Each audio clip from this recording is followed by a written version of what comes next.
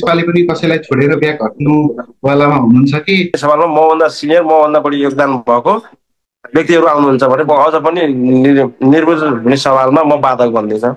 Vote नमागिकन पाइएला र तर vote पाउनको लागि चाहिँ माग्नुभन्दा पनि योगदान गर्नुपर्छ, यो समाजमा सकारात्मक हुनुपर्दछ। बन्न इच्छुक भन्दा पनि पैसा खर्च गरेर सदस्य बनाउनेहरू प्रविधि बढ्यो। हामीले बगाउने पसिना हो र पसिनाकै आधारमा मतदाताहरूले चाहिँ आफ्नो नेतृत्व चुन्नेछन् भन्ने कुरालाई म विश्वास गरेको हुँदाखेरि रहँदै गर्दाखेरि नेपालीलाई पर्ने समस्या नेपाली हाउस भनेर चिबामा बनाउन नेपाली समुदायबाट त्यसको आर्थिक सहयोगबाटै हामी यहाँको तलबले खर्च गर्न पुग्यो कि बाङतिरकै घर जग्गा बेच्नु भयो? भन्नु पर्दाखेरि नगद रूपमा चाहिँ मैले 1 पैसा पनि खर्च गरेको छैन। मैले पसिना बगाएको छु, दुःखमा गएको छु। अहिले प्रत्यारोपहरूलाई एउटा सहयोगी सामाजिक संस्था भएको गैर नाफामूलक संस्था हो। त्यसपछि तपाईँ प्रवक्ता, महासचिव र उपाध्यक्ष यसलाई संस्थालाई शुद्धिकरण गर्नका लागि पनि नगदी रूपमा दिने वा सदस्य बन्नका लागि पैसा बाँड्ने, कसैलाई भट्टीमा जाँड रक्सी पाउने यस्तो केही पनि गरेको छैन। मलाई चाहिँ के म अझ पनि जहाँ समस्या हो त्यहाँ मेरो उपस्थित रहन्छ। पैसा खर्च गरेर चुनाव जित्ने भन्ने मेरो सोचाइमा छैन। गर्दा तपाईँले मन जितेर यतिसम्म भोटहरू तान्न सक्नुभयो हो कि चलखेलै भएको छैन? सकारात्मक हिसाबले बुझौँ यसलाई होइन। अहिले हाम्रो झन्डै 8वटा क्षेत्रमा त निर्वाचनै हुने देखिएको छ। तपाईँले त ठाउँ नै राखिदिनु भएन नि त? किन छैन? रोकेको छु। यहाँको इतिहासमा 3 कार्यकाल पदाधिकारी भएर अध्यक्ष लड्ने चाहिँ म पहिलो व्यक्ति हो। घोटालामा मुसिन हुँदैन, निष्पक्ष काम गर्नुपर्दछ कि को व्यक्ति सही र गलत भनेको मतदाताले स्वयं आफै मूल्याङ्कन गरेर आफ्नो मतलाई दान गर्नुपर्दछ। जापानमा रहेको नेपालीहरूको मुख्य समस्याहरू चाहिँ के? अब हाम्रो नेपालीहरूको पारिवारिक समस्या बढी छ। पछि चाहिँ हाम्रो नेपालीहरू चाहिँ जान अनजानमा यौन हिंसामा परेर जेलमा बस्नु हुनेको लागि तयार भयो, किनकि मसँग कुनै पनि बनावटी कुराहरू छैन। जे सोध्नुहुन्छ त्यसको एन्सर दिने हो।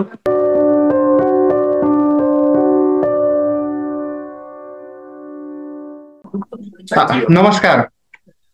आज हाम्रो साथमा हुनुहुन्छ गैर आवासीय नेपाली सङ्घ यानारानेका उम्मेदवार, भावी यानाराने जापानका अध्यक्षका उम्मेदवार रहनु भएको छ सिद्धार्थ भाइलाई, सिद्धार्थ श्रेष्ठज्यूलाई यहाँ स्वागत छ। नमस्कार, धन्यवाद। सिद्धार्थ दाई, तपाईँ अहिले भावी अध्यक्ष यानारायणको नेतृत्व गर्नको लागि अहिले अध्यक्षको उम्मेदवारमा रहनु भएको छ। तपाईँको योजना चाहिँ के छ वास्तवमा? के को लागि तपाईँले उम्मेदवारी दिनुभएको हो, बताइदिनुहोस् त। अब योजना त वास्तवमा भने हामी निरन्तर गर्दै आइरहेका कुराहरूले हुन्। अब यो विदेशमा रहँदै गर्दाखेरि नेपालीलाई पर्ने समस्या कुनै पनि दैवी प्रकोपदेखि लिएर जापानमा मात्र नभएर नेपालमा पनि पर्ने समस्याहरूलाई समाधान गर्नका लागि विशेष गरी एउटा सहयोगी सामाजिक संस्था भएको हुनाले हाम्रो मूल उद्देश्य भनेको दुःख समस्या पर्दाखेरि नै सबैभन्दा पहिलो भनेको हामी त्यसमा चाहिँ समाधान गर्ने र साथ दिनको लागि चाहिँ त्यही नै हाम्रो सबभन्दा पहिलो योजना हो। नेपाली हाउस भनेर चिबामा बनाउन लागि छ, त्यसको बारेमा तपाईँको योजना के छ? अरू सम्बन्धित विशेष योजनाहरू के छ, यसको बारेमा बताइदिनुहोस्। अहिले त्यो हाम्रो कार्य समितिले गरेको निर्णय हो। यसमा हामी सबै एकदम प्रतिबद्ध छौँ। यो पक्कै पनि हामीले पुरा गर्नुपर्दछ। अहिले चाहिँ हाम्रो जग्गा चाहिँ पास भइसकेको अवस्था छैन। अझ 14-15 दिनभित्रमा हामीले त्यो जग्गा चाहिँ पास गर्नुपर्ने भनेर हामीले अब एग्रिमेन्ट स्वरूप पेशकी बुझाएको अवस्था छ।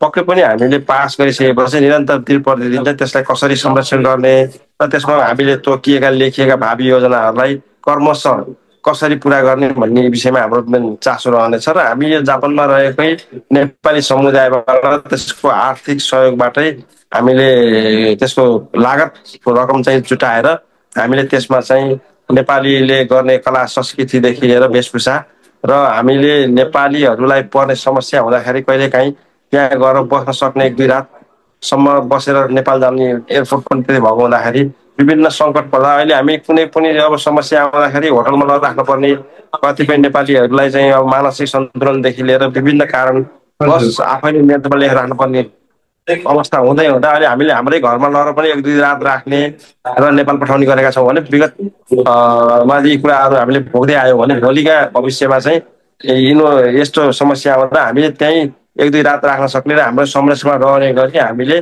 त्यहाँ विभिन्न संरचना बनाएर अघि बढ्ने योजना गरेका छौँ। धन्यवाद। तपाईँ लामो समयदेखि यो नारायणमा आबद्ध हुनुभएको छ। जहाँसम्म मेरो जानकारी अनुसार तपाईँ 15-17मा मानार्थ सदस्य हुनुहुन्थ्यो, 17-19मा तपाईँ सल्लाहकारको रूपमा हुनुहुन्थ्यो, त्यसपछि तपाईँ प्रवक्ता, महासचिव र उपाध्यक्ष पनि हुनुभयो।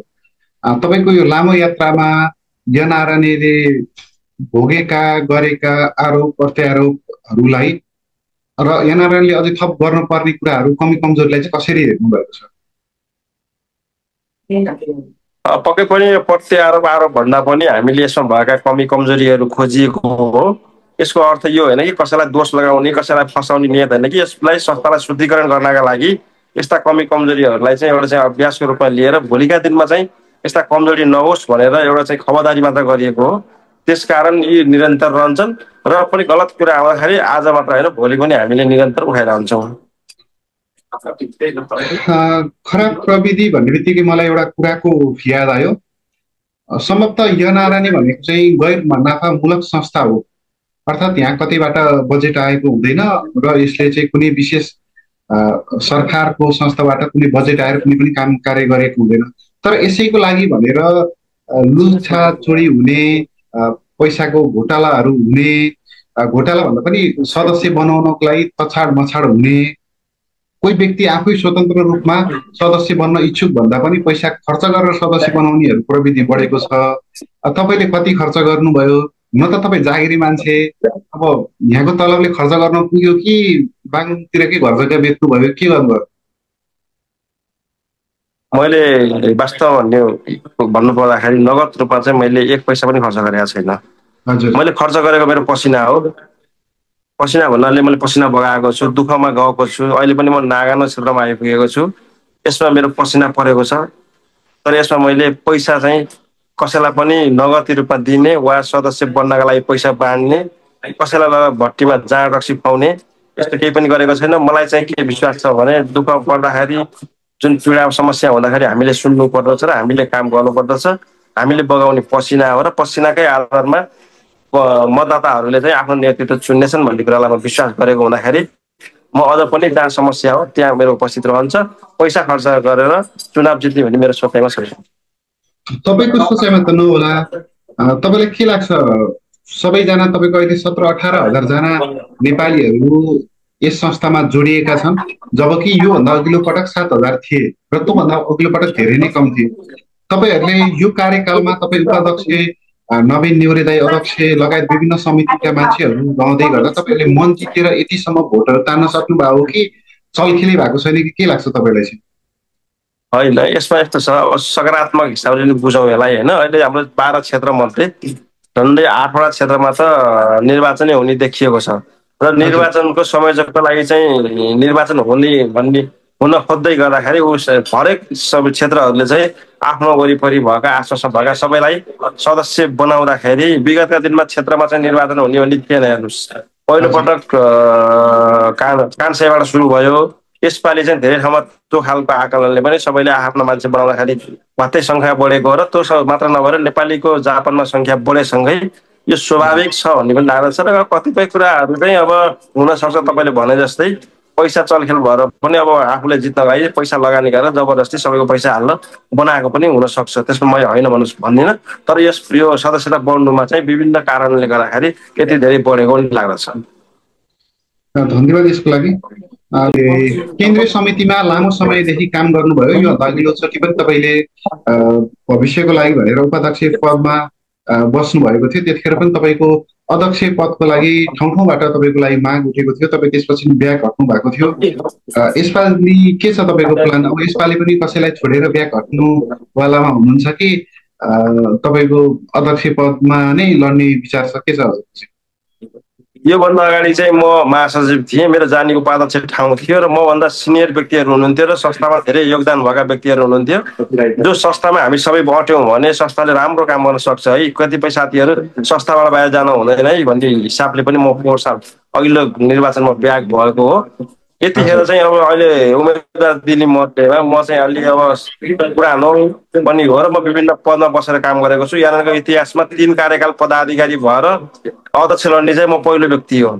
त्यसकारण पनि म लड्न भन्दा पनि अरू चाहिँ मसँग लड्न आउनुभएको भन्ने लाग्दछ। र अझ पनि म केसम्म गर्न सक्छु भने मिलेर जाने सवालमा मभन्दा सिनियर मभन्दा बढी योगदान भएको व्यक्तिहरू आउनुहुन्छ भने म अझ पनि निर्वाचन हुने सवालमा म बाधक बन्दिनँ। मैले मेरो जहाँसम्म अनुभवको भर लिएर मैले ग्याङगुन सुनेको अनुसार चाहिँ जस्तो तपाईँले चाहिँ व्यक्तिगत रूपमा भोटहरू चाहिँ लगभग खासै माग्नु हुँदैन भन्ने सुनेको थिएँ होइन। कसैलाई तपाईँको पदको हुन्छ नि यो पद दिन्छु तँलाई सहयोग गर्छु भन्ने हिसाबले तपाईँले भोट खासै माग्नुहुन्न भन्ने सुनेको थिएँ। भोट नमागिकन पाइएला र यो भोट माग्नु भन्दा पनि भोट मागेर दिने कुरा हो जस्तो मलाई लाग्दैन।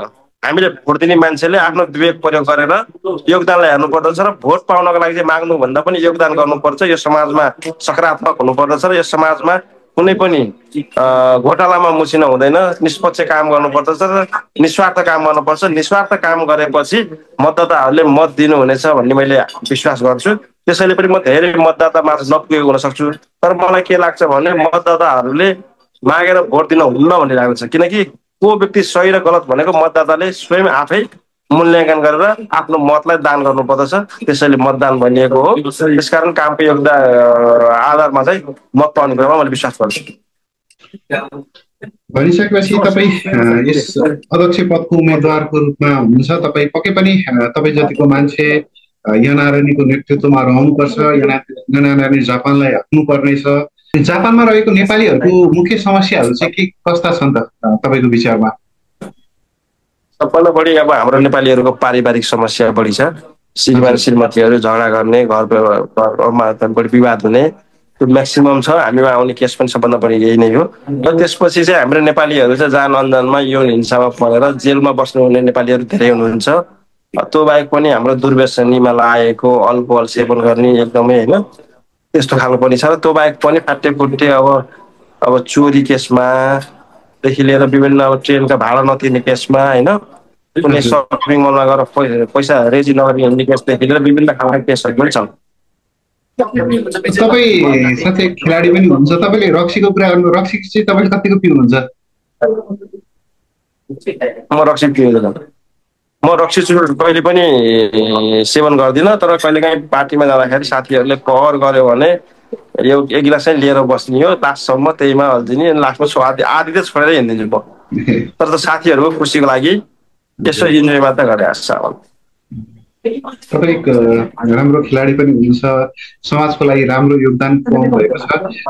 भलै तपाईँले पैसा खर्च गर्न नसके तापनि तपाईँले राम्रो आफ्नो इनर्जी यस संस्थालाई दिनुभएको छ। यसको लागि तपाईँलाई मेरो व्यक्तिगत तर्फबाट पनि धन्यवाद भन्न चाहन्छु। र मेरो व्यक्तिगत तर्फबाट पनि तपाईँलाई आगामी दिनको लागि शुभकामना भन्न चाहन्छु। तपाईँको पक्कै पनि तपाईँमा एनआरएन जापान धन्यवाद भन्न चाहन्छु। धन्यवाद छ हजुरलाई आजको समयको लागि धेरैभन्दा धेरै धन्यवाद। म अहिले नागालैन्ड क्षेत्रमा अधिवेशन सिलसिलामा नागालैन्ड आइरहेको छु। साथीहरू पनि आइराख्नु भएको छ। तपाईँले समय मागे अनुसार मैले यो व्यस्तता भनौँ न अहिलेको अधिवेशन सङ्घारमा पनि मैले जति सकेँ यो अब सबै कुरा वातावरण मिलेन होला, म पनि तयार हुन पाइनँ।